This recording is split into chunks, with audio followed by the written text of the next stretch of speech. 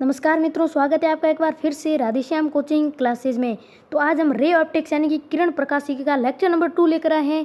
उसके अंदर हम पढ़ने वाले हैं स्फेरिकल मिरर यानी कि गोलीय दर्पण। देखो गोलीय दर्पण क्या होता है, ये कैसे वर्क करता है, उसके सारे पॉइंट्स हम इस वीडियो के अंदर पढ़ेंगे।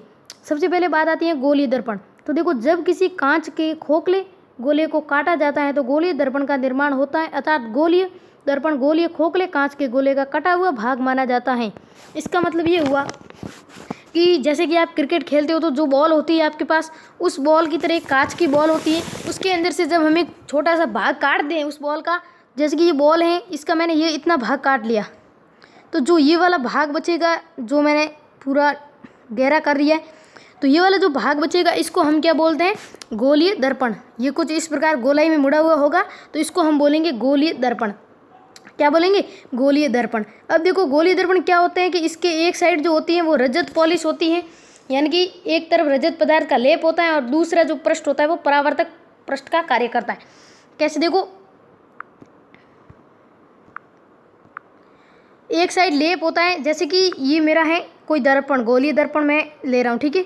तो इसमें क्या होगा कि जैसे कि इस साइड क्या कर देंगे हम, कोई भी एक चांदी एल्यूमिनियम किसी भी पॉलिश कर देंगे, पूरा रंग देंगे पीछे वाली साइड को, इतनी को, और अंदर वाली साइड है यहाँ पर वो दर्पण का कार्य करेगी, जहाँ से प्रकाश का परावर्तन हो सके, जिससे किरणें टकरा कर वापस परावर्तित हो सके।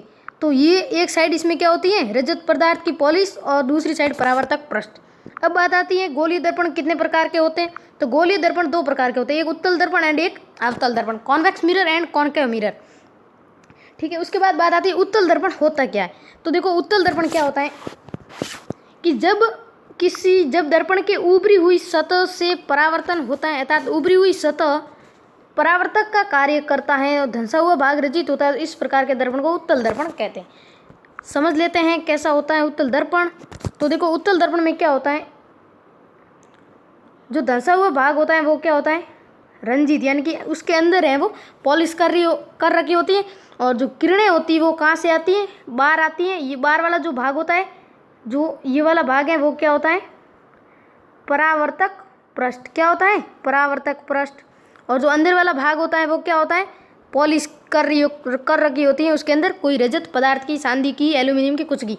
तो बाहर से क्या होती है, किरणें आती हैं, टकरा के वापस चली जाती हैं, आती हैं, टकरा के वापस चले जाती हैं, फिर पीछे dot dot dot dot dot dot dot dot करेंगे तो यहाँ पर कुछ हमें सारी किरणें मिलती हुई प्रतीत होगी पीछे की साइड, वो आगे पढ़ेंगे, इसको क्या बोलेंगे क्या नहीं बोलेंगे। तो इस प्रकार से होता है अपना उत्तल दर्पण। अब इस प्रकार के दर्पण का उपयोग कहाँ होता है भाई, वाहनों के साइड में लगे कांच में, सड़क के साइड में लगे लैंपों में आदि। आप देखते होंगे बाइक चलाते होंगे, कार चलाते होंगे, जो साइड के कांच होते हैं उसके अंदर जो दर्पण होता है, देखो थोड़ा ऐसे उभरा हुआ लगता है, जैसे कि मेरा कांच लग रहा है गाड़ी का, तो यहाँ पर जो दर्पण होता है वो थोड़ा ऐसे बाहर की तरफ होता है, ऐसे बाहर की तरफ उभरा हुआ होता है, तो उसको हम क्या बोलते हैं, वो होता है अपना उत्तल दर्पण। क्या होता है, वो उत्तल दर्पण होता है, जिसके अंदर जो धंसा हुआ भाग होता है उसमें तो पॉलिश कर रखी होती है, और बाहर का भाग होता है वो परावर्तक पृष्ठ का कार्य करता है। उसके बाद बात आती है भाई अवतल दर्पण क्या होता है। तो देखो अवतल दर्पण क्या होता है, जिसको हम कॉनकेव मिरर बोलते हैं। तो अवतल दर्पण की परिभाषा देखते हैं, जब किसी गोलीय दर्पण के धंसी हुई सतह से परावर्तन होता है, अर्थात जब गोलीय दर्पण का अंतर धंसा हुआ भाग परावर्तक का कार्य करता है तथा उभरे हुए भाग रजत परत का लेप लगा होता है, तो इसको अवतल दर्पण कहते हैं। देखो अवतल दर्पण में क्या होता है, अवतल दर्पण उत्तल का जस्ट अपोजिट होता है। इसके अंदर क्या होगा भाई, जो बाहर का भाग है वहाँ पर हम चांदी, एल्यूमिनियम, कुछ भी रजत पदार्थ का क्या कर देंगे, पॉलिश कर देंगे, जिससे कि वहाँ पर किरणें हैं जो टकरा कर वापस परावर्तन न हो सके, और अंदर की तरफ जब किरणें आएगी तो वो टकरा के वापस परावर्तित होके वापस परावर्तन किरणें हैं वो गमन करने लग जाएगी। लेकिन बाहर की तरफ कोई अगर किरण आएगी तो वो वापस परावर्तित नहीं होगी, उसके अंदर समा जाएगी, ठीक है, क्योंकि वहाँ बाहर जो है वो पॉलिश कर रखी हमने, तो वहाँ पर परावर्तक पृष्ठ नहीं होगा। बाहर की साइड इसके क्या होता है, रजत पृष्ठ, और अंदर की साइड होता है परावर्तक पृष्ठ। उत्तल दर्पण का अपोजिट आपको कोई भी एक याद रखना है, दूसरा अपने आप अपोजिट होता है, आपको याद रह जाएगा। तो फिर आते हैं भाई ये दर्पण है वो किरणों को अभिसारित करता है, अर्थात इकट्ठा करता है। इसका मतलब क्या है, देख लो, इसका मतलब ये हुआ कि जो ये दर्पण है ना, इसके बाहर की तरफ क्या होती है भाई, पॉलिश, और अंदर की तरफ ये एक्सिस है। तो यहाँ पर किरण आएगी तो ये क्या करेगा, वापस इसकी परावर्तन इस प्रकार से होगा, किरण का परावर्तन इस प्रकार से। अब यहाँ से कोई यहाँ टकराई किरण ये वाली, तो उसका भी परावर्तन इस तरह से होगा। कोई जैसे कि अलग अलग कलर से बताऊँ, जैसे कि एक किरण और यहाँ से आई वो भी इस साइड जाएगी, दूसरी यहाँ आई वो भी इस साइड आएगी। अब यहाँ पर मैंने देखो केवल बताया है कि किरणें ऐसे ऐसे, यहाँ पर मैंने एक फिक्स बिंदु नहीं लिया क्योंकि तिरछी टेढ़ी मेढ़ी गुजार दी। तो यहाँ पर जो ये क्या करेगा, सारी किरणें जितनी भी आएगी किरणें, उन सबको एक जगह इकट्ठा, यहाँ पर देखो ये सारी एक जगह यहाँ पर इकट्ठा हो जाएगी, एक इधर से, कुल मिला के यहाँ पर सारी इकट्ठा। और उत्तल में क्या होता है, देखो उत्तल में किरणें आती है वो फैलाता है, जैसे आएगी और दूर भेजेगा, और ये क्या करता है, सब किरणों को एक जगह इकट्ठा करता है। समझ गए। उसके बाद बात आती है भाई कि गोलीय दर्पण से संबंधित कुछ परिभाषाएं, और उससे पहले हम देख लेते हैं कि इसका उपयोग दूरदर्शी में, सिनेमा, प्रोजेक्टर इत्यादि में किया जाता है। जो फिल्म देखने जाते हैं हम सिनेमा हॉल में, तो वहाँ पर प्रोजेक्टर लगे होते हैं बड़े बड़े, और टीवी में आदि में इनका उपयोग होता है, और कई जगह होता होगा। तो देखो गोलीय दर्पण से संबंधित कुछ परिभाषाएं वो इंपॉर्टेंट है, वो देख लेते हैं और समझ लेते हैं। तो उसमें देखो सबसे पहले बात आती है वक्रता केंद्र। वक्रता केंद्र क्या होता है, तो देखो गोलीय दर्पण को जिस खोखले गोले का कटा हुआ भाग माना जाता है, उस खोखले गोले के केंद्र को वक्रता केंद्र कहते हैं, जिसे किससे दर्शाते हैं, सी से दर्शाते हैं। अब आप सोच रहे होंगे ये क्या है भाई, इसका क्या फंडा है, समझ में नहीं आया। तो देखो गोलीय दर्पण जिस खोखले गोले का कटा भाग है, जैसे हमने क्रिकेट की बॉल माना था उसमें से काटा, तो उस क्रिकेट की बॉल का जो केंद्र होगा, उस केंद्र को, उसका जो केंद्र है वो इस गोलीय दर्पण का क्या होगा, वक्रता केंद्र। चलो एक बार मैं समझा देता हूँ। जैसे कि अपना ये दर्पण है, ठीक है, नहीं ये गोला है, ठीक है, और यहाँ पर उसका केंद्र था, ये खोखला गोला है और उसका ये केंद्र था, ठीक है। और हमने क्या किया, इसको यहाँ से काट के अपना जो ये वाला भाग है ना, उसको हमने बना दिया गोलीय दर्पण, ठीक है, ये बना दिया गोलीय दर्पण। तो अब ये वाला जो भाग है, ये वाला, वो इसका क्या हो जाएगा, इस गोलीय दर्पण का ये बिंदु जो इस गोले का जो था बिंदु, मूल बिंदु केंद्र, वो इस दर्पण का क्या हो जाएगा, वक्रता केंद्र। क्या हो जाएगा, वक्रता केंद्र। याद रखना वक्रता केंद्र, ठीक है। तो ये होता है वक्रता केंद्र। आशा करता हूँ समझ गए होंगे। फिर आती है वक्रता त्रिज्या। ये क्या होती है, तो देखो गोलीय दर्पण को जिस गोले का कटा हुआ भाग माना जाता है, उस गोले की त्रिज्या को वक्रता त्रिज्या कहते हैं। अब देखो उस जिस गोले कटा हुआ भाग है ये गोलीय दर्पण, उसका जो केंद्र होता है उसको हम वक्रता केंद्र बोलेंगे, और उसकी जो त्रिज्या होती है उसको क्या बोलेंगे, वक्रता त्रिज्या। जैसे कि एक गोला था, इसकी ये त्रिज्या थी, गोखला गोला था और इसकी त्रिज्या ये थी। तो अब ये नहीं मानो, ये मान लो, ठीक है, क्योंकि हम दर्पण ऊर्ध्वाधर काट रहे हैं, तो ये त्रिज्या है, ओके, ये वाले मानना, क्षैतिज वाली, ठीक है। अब आपने ये वाला इतना इतना दर्पण काट लिया। अब ये पूरी जो त्रिज्या, जिस गोले की यहाँ तक की जो त्रिज्या थी, उस पूरी इस दर्पण के लिए ये क्या हो जाएगी, पूरी वक्रता त्रिज्या। वक्रता त्रिज्या हो जाएगी। क्या हो जाएगी, वक्रता त्रिज्या। इस दर्पण के लिए, उस खोखले गोले की त्रिज्या इस दर्पण के लिए क्या हो जाएगी, वक्रता त्रिज्या। तो आशा करता हूँ समझ गए होंगे वक्रता त्रिज्या क्या होती है। और देखो वक्रता केंद्र तथा ध्रुव के मध्य की दूरी को वक्रता त्रिज्या भी कहा जाता है। इसकी एक और परिभाषा है, जो ध्रुव और वक्रता केंद्र होता है उसके मध्य की दूरी को भी हम वक्रता त्रिज्या कह सकते हैं। अब ध्रुव होता है क्या, गोलीय दर्पण की पृष्ठ सतह का मध्य बिंदु क्या कहलाता है, ध्रुव कहलाता है। देखो एक बार समझ लो ध्रुव क्या होता है। तो देखो यहाँ पर हम एक चित्र आपको बता रहे हैं, तो जिसके अंदर आपको सब बता देंगे ध्रुव क्या होता है। तो यहाँ पर देखो मैं जूम करके बता देता हूँ। ये आप देख लो पहले कौन सा मिरर है, दर्पण कौन सा है। इसकी जो बाहर की साइड है वो पॉलिश कर रखी है, बाहर की साइड पॉलिश है, अवतल दर्पण है। तो इसका देखो आपको ये P बिंदु दिख रहा होगा केंद्र, ये जो P बिंदु दिख रहा है ना आपको यहाँ पर मैं जो बहुत सारा कलर कर रहा हूँ, वो अपना क्या होता है, ध्रुव होता है। इसको हम क्या बोलते हैं, ध्रुव। देख सकते हो आप, इसको हम ध्रुव बोलेंगे, ओके। तो चलो वापस उसी पेज पे चलते हैं। यानी कि जो गोलीय दर्पण है उसका जो केंद्र है, गोलीय दर्पण की पृष्ठ की सतह का केंद्र है, मध्य बिंदु है, उसको हम ध्रुव बोलेंगे। तो मैंने चित्र में बता दिया ध्रुव बोलेंगे किसको, तो आप समझ गए होंगे। उसके बाद बात आती है द्वारक। किसी भी दर्पण के वर्ताकार चाप को उस दर्पण का द्वारक कहा जाता है। अब द्वारक क्या होता है उस चित्र के माध्यम से हम समझेंगे, पहले सब इसका अध्ययन कर लेते हैं। फिर आती मुख्य अक्ष, दर्पण के ध्रुव P तथा वक्रता केंद्र C को मिलाने वाली रेखा या इन दोनों से गुजरने वाली रेखा को दर्पण की मुख्य अक्ष कहते हैं। समझ गए। मुख्य अक्ष क्या होती है, दर्पण के ध्रुव P और वक्रता केंद्र C को मिलाने वाली रेखा या दोनों से गुजरने वाली रेखा को दर्पण की मुख्य अक्ष कहते हैं। अब मुख्य फोकस क्या होगा, दर्पण की मुख्य अक्ष यानी प्रिंसिपल एक्सिस के समांतर दर्पण पर आपतित होने वाली प्रकाश की किरण परावर्तन के बाद जिस बिंदु पर मिलती है या मिलती हुई प्रतीत होती है, उस बिंदु को दर्पण का मुख्य फोकस बिंदु कहा जाता है। इसे किसे दर्शाते हैं, F से दर्शाते हैं। अवतल दर्पण के लिए मुख्य फोकस F के दर्पण के सामने, जबकि उत्तल दर्पण के लिए F दर्पण के पीछे बनता है। अब इन सबको हम बारी बारी समझ लेते हैं। तो देखो हाँ, अब हमने यहाँ पर समझ लिया था कि भाई ध्रुव क्या होता है। तो ध्रुव ये वाला बिंदु होता है, ठीक है, ध्रुव। उसके बाद बात आई थी मुख्य अक्ष क्या होता है। तो ये ध्रुव और ये देखो ध्रुव यहाँ पर, और वक्रता केंद्र ये सी दिख रहा होगा आपको, ये वाला वक्रता केंद्र। इन दोनों के मध्य की जो ये वाली लाइन है इसको हम क्या बोलते हैं, मुख्य अक्ष। यहाँ फिर आप ऐसे भी बोल सकते हो कि ध्रुव से गुजरने वाली सीधी रेखा, ध्रुव और वक्रता केंद्र से गुजरने वाली सीधी रेखा, इस पूरी को हम क्या बोलेंगे, मुख्य अक्ष। क्या बोलेंगे, मुख्य अक्ष। बस याद रखना आप।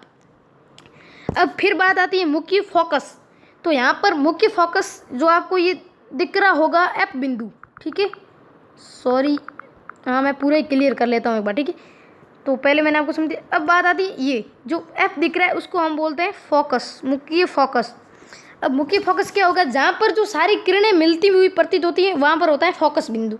अब देखो ये दर्पण कौन सा है, अवतल दर्पण है, ठीक है। तो अवतल दर्पण के अंदर क्या होती है, जैसे कि मैं पहले ये डिलीट कर देता हूँ, ठीक है। उसके बाद देखो अवतल दर्पण के अंदर क्या होता है, जो किरणें होती हैं, जैसे कि यहाँ पर एक किरण आई, चलो येलो आपको दिखेगा नहीं, यहाँ पर एक किरण आई, ठीक है, किरण यहाँ टकराई, फिर यहाँ से चली गई, सॉरी यहाँ से चली गई, ठीक है। नीचे से भी एक मुख्य अक्ष ये है, इसके समांतर किरण, ठीक है, आई और वो यहाँ से चली गई, एक और किरण आई, चली गई यहाँ से। तो इस प्रकार जो सारी किरणें वो एफ पर आपको क्या होगी, मिलती हुई प्रतीत होगी, सारी किरणें मिलेगी एफ पर। तो जहाँ पर सारी किरणें मिलती हैं उसको हम क्या बोलते हैं, फोकस बिंदु। समझ गए, फोकस बिंदु क्या होता है, जहाँ पर सारी किरणें मिलती हैं। अब देखो अवतल दर्पण के अंदर फोकस बिंदु कहाँ होगा, देखो ये अवतल दर्पण पड़ा है, इसके जस्ट सामने आ रहा है फोकस बिंदु। जबकि उत्तल दर्पण के अंदर क्या होगा, जबकि उत्तल दर्पण के अंदर क्या होगा, देखो ये रहा अपना, ये है अपना उत्तल दर्पण, ठीक है। उत्तल दर्पण के अंदर क्या होगा, देखो उत्तल दर्पण के अंदर ये होगा कि किरण आएगी ऐसे चली जाएगी वापस, ठीक है। तो यहाँ पर जो सारी किरणें हैं उसको हम पीछे पीछे बढ़ा के मिलाएंगे। तो दर्पण तो भाई सीधा तो यहाँ पर है, तो फोकस अवतल में तो सामने बना है यहाँ पर, लेकिन इसमें क्या होगा, पीछे बनेगा फोकस, ठीक है, क्योंकि इसमें ये फैलाने का काम करता है किरणों को और वो इकट्ठा करने का काम करता है। उसके बाद बात आती है भाई अवतल दर्पण में किरणें वास्तविकता में मिलती हैं, इसलिए यहाँ फोकस वास्तविक होता है, जबकि उत्तल दर्पण में किरणें मिलती हुई प्रतीत होती हैं, इसलिए इसका जो फोकस है वो आभासी बनता है। देखो अवतल दर्पण में हम खुद देख सकते हैं, क्योंकि अवतल के सामने मिलती किरणें तो हम वास्तविकता में हम देख सकते हैं उसको, इसलिए इसका जो फोकस बिंदु उसको हम वास्तविक बोलते हैं। जबकि उत्तल दर्पण में क्या होता है, पीछे की ओर मिलती है तो हम उसको देख नहीं सकते, इसलिए वो क्या होती है, आभास होता है, उसका केवल मिलने का आभास होता है, और डैश डैश से हम उसको रेखा को मिला के दर्शाते हैं, केवल आभास होता है, इसलिए वो फोकस आभासी मिलता है। अब फोकस दूरी क्या होती है, देखो जो दर्पण था उसका ध्रुव था, मूल बिंदु P था, उससे मुख्य फोकस जो F था उसके मध्य की पूरी दूरी को फोकस दूरी कहते हैं, इसे प्राय F से व्यक्त करते हैं। अब उत्तल दर्पण के लिए अपन को फोकस दूरी धनात्मक लेनी है और अवतल दर्पण के लिए जो फोकस दूरी है वो ऋणात्मक लेनी, ठीक है। ये ध्यान रखना भाई, उत्तल दर्पण के लिए जो फोकस दूरी होगी, किस दर्पण के लिए, उत्तल दर्पण के लिए हमको लेनी पॉजिटिव। उत्तल दर्पण के लिए क्या लोगे आप, पॉजिटिव लोगे, और अवतल दर्पण के लिए क्या लोगे, नेगेटिव, ठीक है। उत्तल दर्पण के लिए पॉजिटिव एंड अवतल दर्पण के लिए नेगेटिव क्या लेनी है, फोकस दूरी। तो ये याद रखना पॉजिटिव नेगेटिव वाला। फिर आता है देखो, माना किसी गोलीय दर्पण की वक्रता त्रिज्या r है और फोकस दूरी f है तथा वक्रता त्रिज्या r है, तो इसमें संबंध क्या होगा, फोकस दूरी जो होती है वो वक्रता त्रिज्या की आधी होती है, ये याद रखना है। फोकस दूरी जो होती है वो वक्रता त्रिज्या की आधी होती है, ठीक है। फोकस दूरी वक्रता त्रिज्या की आधी होती है, यानी कि वक्रता त्रिज्या है वो 2 फोकस दूरी के बराबर होती है, यानी कि r इजिकल जो होगा वो होगा 2f, ठीक है। ये संबंध याद रखना। अब बात आती है साइन कन्वर्जेशन, ठीक है। साइन कन्वर्जेशन क्या होता है, चिन्ह परिपाटी। जो रे ऑप्टिक्स लेसन है अपना, उसके अंदर चिन्ह परिपाटी के सिवाय कुछ नहीं है, चिन्ह परिपाटी ही पूरी मोस्ट है और चिन्ह परिपाटी से ही सारे क्वेश्चन होंगे। तो देखो जो सारी दूरियां मूल बिंदु ध्रुव P को माना जाता है और सभी दूरियां हैं वो मूल बिंदु यानी कि ध्रुव P से मापी जाती हैं। जो दर्पण था इसके अंदर जो ये वाला पॉइंट था यहाँ पर वो P था, तो वहाँ से आपको क्या करना, सारी दूरियां वहाँ से मापनी है, पहला पॉइंट। जब दूरियां आपतित प्रकाश की किरणों की दिशा में मापी जाती तो इन्हें धनात्मक लिया जाता है, ठीक है। और उसके बाद है जब दूरियां आपतित किरणों की दिशा की विपरीत दिशा में मापी जाती तो उनको ऋणात्मक लिया जाता है। अब कैसे, देखो पहले एक बार सारे पॉइंट रीड कर देते हैं फिर समझते हैं कैसे, ठीक है। मुख्य अक्ष x के लंबवत ऊपर की दिशा में दूरियां धनात्मक ली जाती है और नीचे की जो दूरियां होगी वो ऋणात्मक लेंगे। फिर है ध्रुव से वस्तु की दूरी u से और प्रतिबिंब की दूरी v से दर्शाते हैं। ये 5 पॉइंट पहले फटाफट हम चित्र के अंदर समझ लेते हैं। तो ठीक है, ये था अपना 70 और सॉरी। तो देखो इसके अंदर क्या होगा, जो अपने इसके अंदर देखो जो ये वाला एक्सिस है ना, आपको दिख रहा है ये वाला एक्सिस। चलो ऐसे करते हैं, इमेज ही नया ले लेते हैं क्योंकि ये ख़राब हो गया है, फटाफट लिया जाए। तो देखो अपन यहाँ पर देख सकते हैं, आप यहाँ पर जो ये वाला एक्सिस है एक्स एक्सिस, इसके जो ऊपर की सारी दूरी है उसको हमको लेना है पॉजिटिव, नीचे की जो दूरी है उसको लेना है नेगेटिव। ठीक है, समझ गए? ऊपर की दूरी है पॉजिटिव, नीचे की दूरी है नेगेटिव। ये हम सिने परिपाटी के अंदर अध्ययन कर रहे हैं। उसके बाद देखो जहाँ से प्रकाश की किरण आ रही है, देखो यहाँ से आएगी, यहाँ टकराएगी, वापस जाएगी। ठीक है, तो यहाँ पर क्या होगा, जहाँ से किरण आती है प्रकाश की, वहाँ की दूरी पॉजिटिव और सामने वाली को लेना है नेगेटिव। अब सेम का सेम दूसरे वाले दर्पण में क्या हो जाएगा, जहाँ से प्रकाश की किरण, उसमें उस दर्पण के अंदर पॉलिश नहीं होती है, अंदर परावर्तक पृष्ठ होता है, तो इसमें इस यहाँ से आएगी किरणें, तो यहाँ पर पॉजिटिव और दूसरी साइड नेगेटिव। समझ गए? और उसके बाद देखो जो वस्तु की दूरी होती है, वस्तु जैसे कि वस्तु कहाँ रखी है, वहाँ देखो जैसे कि ये वाला दर्पण है, यहाँ पर मैंने वस्तु रखी है, यहाँ पर मेरा ध्रुव है P बिंदु। तो वस्तु की और ध्रुव के बीच की दूरी उसको हम किससे दर्शाएंगे, U से। और माना इसका प्रतिबिंब है वो यहाँ बना, तो ध्रुव से और इस प्रतिबिंब की जो दूरी है उसको हम V से दर्शाएंगे। ठीक है, और क्या था भाई, और ऊपर की दूरी तो हो गई। ओके, फिर नेगेटिव पॉजिटिव वाला भी हो गया। अब वापस उस पेज पे चलते हैं और नेक्स्ट वाला देखते हैं क्या था। तो देखो छठा पॉइंट ये था, अगर कोई रह गया हो तो, नहीं रह गया कोई नहीं, सारे बता दिए मैंने। उसके बाद देखो छठा पॉइंट क्या था, छठा था अतः ध्रुव से वस्तु की दूरी को U को है वो ऋणात्मक लेना है। जो ध्रुव से आप वस्तु की दूरी U, अभी मैंने बताया U, तो उसको हमको क्या लेना है, नेगेटिव। ये थोड़ी बातें हैं जो आपको याद रखनी पड़ेगी, माइंड में फिट करनी पड़ेगी, नहीं तो न्यूमेरिकल क्वेश्चन नहीं होंगे। देखो यदि प्रतिबिंब, फिर नेक्स्ट पॉइंट क्या है, यदि प्रतिबिंब आभासी बन रहा है तो ध्रुव से प्रतिबिंब की दूरी V को धनात्मक लिया जाता है, और प्रतिबिंब वास्तविक बन रहा है ध्रुव से प्रतिबिंब की दूरी V को ऋणात्मक लिया जाता है। अब देखो प्रतिबिंब दो तरह के होंगे, आभासी और वास्तविक। अगर आभासी बनेगा तो आपको जो V है वो क्या लेना है, पॉजिटिव। अगर आपका है जो वास्तविक बन रहा है तो आपको V को लेना है नेगेटिव। ठीक है, वास्तविक बनेगा तो V को नेगेटिव लेना है। ध्रुव से प्रतिबिंब की दूरी V ऋणात्मक होगी। उसके बाद आता है फोकस दूरी, F से दर्शाया जाता है। अवतल दर्पण के लिए फोकस दूरी ऋणात्मक होती है। अवतल के लिए क्या लोगे आप, ऋणात्मक, और उत्तल के लिए आप फोकस दूरी को क्या लोगे, धनात्मक। ध्यान रखना, याद रखना, सारा कुछ याद करना पड़ेगा, नहीं तो नहीं होगा, क्योंकि हमने भी याद किया है। सारा कुछ याद करना है। देखो अवतल के लिए फोकस दूरी ऋणात्मक, उत्तल दर्पण के लिए फोकस दूरी धनात्मक। ठीक है, बाद में दोनों दर्पण, उत्तल एवं दर्पण के लिए सिने परिपाटी को चित्र में दर्शाया गया है, जो कि मैंने आपको बता दिया पहले ही।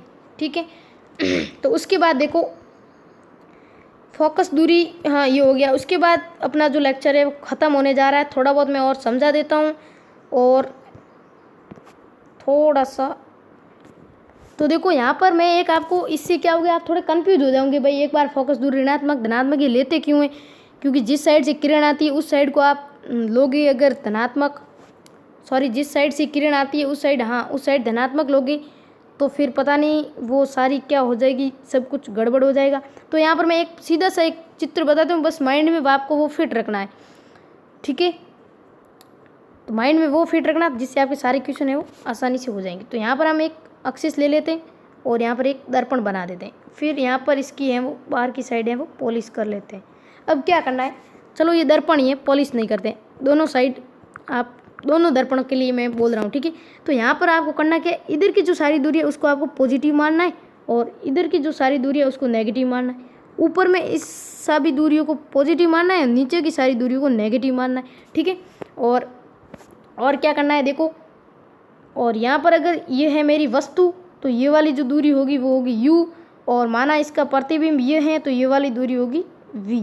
ठीक है, और क्या था भाई, और क्या था, तो ये कुछ आपको याद रखना है। यहाँ पर ध्रुव है O, और ये एक्स एक्सिस है मेरा। ठीक है, एक्स एक्सिस, एंड यहाँ पर है जो किरणें आएगी, तो आप किरणों वाला मैटर याद नहीं रहे तो आप ये सीधा याद रखना, जिससे आपका क्लियर हो जाएगा। देखो जैसे कि ये, इसको मैं मान लेता हूँ ये वाला मेरा कौन सा दर्पण है, देखो बाहर की तरफ पॉलिश है, कौन सा है, अवतल दर्पण है। तो अवतल दर्पण में किरणें कहाँ से आएगी, देखो किरणें कहाँ से आएगी, फटाफट देखो यहाँ से आएगी। ठीक है, चलो ये आपको दिखेगा नहीं तो ये ले लेते हैं, यहाँ से किरण आई तो यहाँ से जाएगी, यहाँ से जाएगी। ठीक है, तो यहाँ पर फोकस बिंदु है वो देखो कहाँ पर मिल रहा है, ऋणात्मक साइड मिल रहा है। तो देखो उसमें हमने क्या पढ़ा था, अवतल जो दर्पण होता है उसका फोकस बिंदु ऋणात्मक होता है कि नहीं होता। देखो फटाफट देखो, अवतल दर्पण के लिए फोकस दूरी ऋणात्मक ली जाती है। तो यहाँ पर आपका ये डाउट क्लियर होगा, ठीक है, आपको इस डायग्राम की मदद से। अब फिर देखो यहाँ हमने पढ़ा था प्रतिबिंब आभासी बन रहा है तो v को धनात्मक लिया जाता है। देखो यहाँ पर प्रतिबिंब इसमें कौन सा बनता है, वास्तविक बनता है। तो वास्तविक बनता है तो देखो v क्या हो जाएगा अपना, v यानी कि प्रतिबिंब की दूरी। तो प्रतिबिंब यहाँ बनेगा तो इसकी दूरी v किस साइड है भाई, ऋणात्मक साइड है। तो ये भी आपका डाउट क्लियर हो गया। इसका मतलब आपको सारा फंडा इस चित्र में ही है और ये चित्र ही आपको याद रखना है। बस आप ग्राफ में किस प्रकार करते हो, इधर प्लस उधर माइनस, उसी प्रकार आपको याद रखना है बस, जिससे आपका पूरा कंसेप्ट है वो क्लियर हो जाएगा। तो फिर हम अब एंड कर रहे हैं वीडियो को। तो आज का लेक्चर कैसा लगा, आशा करता हूँ बहुत अच्छा लगा होगा, क्योंकि मैंने अच्छे से समझा चुका हूँ। रे ऑप्टिक्स का ज़्यादातर पार्ट मैंने अच्छे से समझा दिया है चित्र के माध्यम से भी। अगर कोई डाउट है, समझ में नहीं आया तो कमेंट में बता देना, और चैनल को आगे से आगे शेयर कर लेना और सब्सक्राइब कर लेना, जिससे और भी लोग नए जुड़ सके। अब हम नेक्स्ट वीडियो के अंदर हम पढ़ेंगे गोलीय दर्पण से प्रतिबिंब का निर्माण कैसे करना है। जैसे कि कोई भी किरण मुख्य अक्ष के समांतर आ रही है और मतलब जो वस्तु है हमने F पर रखी, C पर रखी, तो उसका प्रतिबिंब कहाँ बनेगा, सारा कुछ हम नेक्स्ट वीडियो के अंदर पढ़ेंगे। तो आज बहुत कुछ पढ़ चुके हैं हम इस वीडियो के अंदर, और जो इस वीडियो के अंदर लाइव से जुड़े उनको सभी का आभार। और आपने पूरा वीडियो देखा और पूरा कंसेप्ट समझ में आया हो तो वीडियो को लाइक कर देना, चैनल को सब्सक्राइब कर देना और कमेंट में लिख देना आपको जो इच्छा हो। तो चलो वीडियो को एंड करते हैं, धन्यवाद।